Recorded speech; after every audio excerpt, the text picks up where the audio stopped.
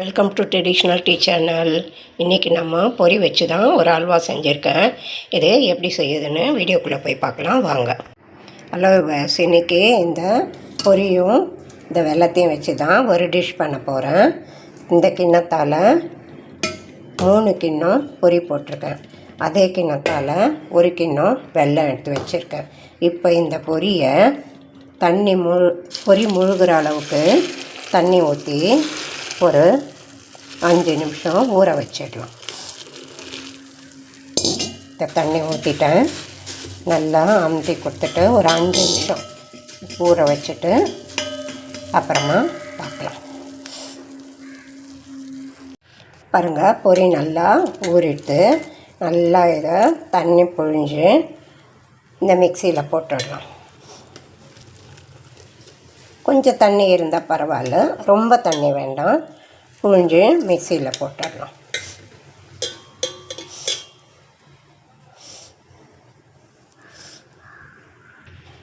பாருங்கள், பொரியெல்லாம் தண்ணியிலேருந்து எடுத்து மிக்சியில் போட்டுட்டேன்.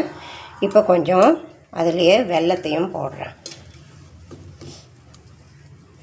கொஞ்சம் வெல்லம் போடுறேன், அதுக்கப்புறமா கொஞ்சம் கொஞ்சமாக போட்டு அரைச்சிக்கலாம். வெல்லம் போட்டேன், இப்போ அரைச்சி எடுத்துகிட்டு வந்துடலாம். பாருங்கள், கொஞ்சமாக வெல்லம் போட்டு அரைச்சிட்டேன். நல்லா மையாக இருக்குது. இன்னமும் நான் ஒரு கிண்ணம் எடுத்துருக்கேன். ஒரு கிண்ணம் வேணாம், 3/4 கிண்ணம் எடுத்துகிட்டு மிச்ச வெல்லத்தையும் போட்டுடுறேன். ஒரு 1/4 வெல்லத்தை வச்சுட்டு மிச்ச வெல்லத்தையும் போட்டுடுறேன். இப்போ பாருங்கள், 1/4 வெல்லம் வச்சுட்டேன். 3/4 வெல்லம் தான் போட்டிருக்கேன். 1/4 வெல்லம் வச்சுட்டேன். 3/4 வெல்லத்தை இந்த வெல்லத்தை போட்டு இன்னும் மாவாக அரைச்சி எடுத்துட்டோம். பாருங்கள், நான் ஏலக்காய் போடலை, அதனால் இப்போ போட்டிருக்கேன். 2 ஏலக்காய் போட்டிருக்கேன். இதோடவே அரைச்சிக்கலாம். சும்மா ஒரு கரண்டி பால், ஒரு கரண்டினா ஒரு கரண்டி, சின்ன கரண்டியால் ஒரு கரண்டி பால் ஊற்றி திருப்பியும் அரைச்சி எடுத்துகிட்டு வந்துடுறேன். பாருங்கள், அந்த 2 ஏலக்காவும் கொஞ்சோண்டு பாலும் ஊற்றி அரைச்சி எடுத்துன்னு வந்துட்டேன். அடுப்பில் இந்த கடாய் வச்சுருக்கேன். ஸ்டவ் ஏற்றிடுறேன். கொஞ்சமாக நெய் ஊற்றுறேன்.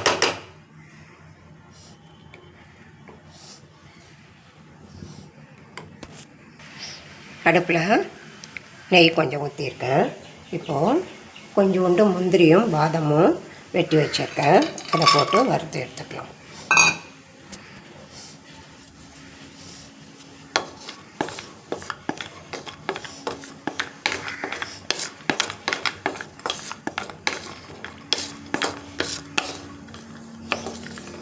நல்லா கொஞ்சம் செவக்க வறுத்து எடுத்துக்கலாம்.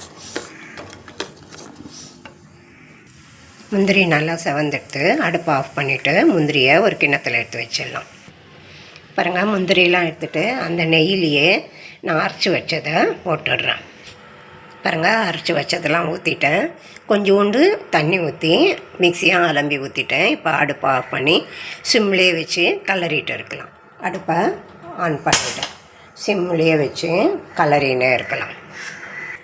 இந்த முந்தி வறுத்த நெய்யை தான் வச்சுருக்கேன், வேறு நெய் ஊற்றலை.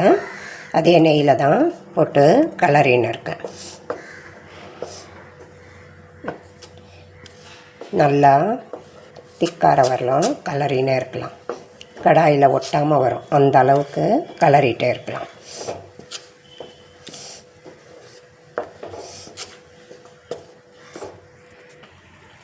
பாருங்கள், பொங்கிட்டு வர்றது அங்கங்கே இதுவாகிட்டு. இப்போது இன்னும் ஒரு 2 ஸ்பூன் கூட நெய் ஊற்றிக்கிறேன்.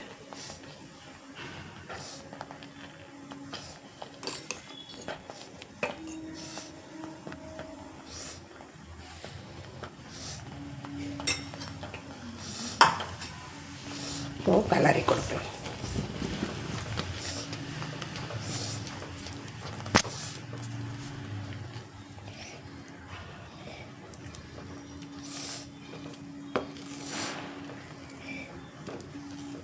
நல்லா சுருண்டு வரணும். இன்னும் கொஞ்சம் கூட வந்தால் சரியாக இருக்கும். கலரிகிட்டே இருக்கலாம், சிம்லேயே வச்சு கலரிகிட்டே இருக்கலாம். பாருங்கள், நல்லா சுருண்டு நான் ஊற்றின நெய் பிரிஞ்சு வருது. இந்த ஸ்டேஜில் இந்த முந்திரியெல்லாம் எடுத்து வச்சுருக்கேன் இல்லையா, அதை போட்டுடுறேன். அதை போட்டுட்டு ஒரு கலரி எடுத்து வச்சிடுறேன். எடுத்து கிண்ணத்தில் எடுத்து வச்சிடலாம். நல்லா நெய் பிறண்டு வருது பாருங்கள், அங்கங்கே நெய் பிறண்டு வருது பாருங்கள். இந்த ஸ்டேஜில் நம்ம எடுத்துடணும். இதே மாதிரி உங்கள் வீட்லேயும் செஞ்சீங்க.